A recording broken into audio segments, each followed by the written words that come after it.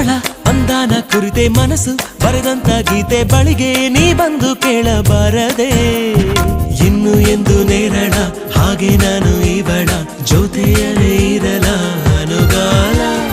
ನಡೆ ನೋಡಿ ಸರಳ ಮೆಚ್ಚಿಕೊಂಡೆ ಬಹಳ ನನಗೆ ಅಂತ ಹುಟ್ಟಿ ಬಂದ ತಾರೆ ಇವಳ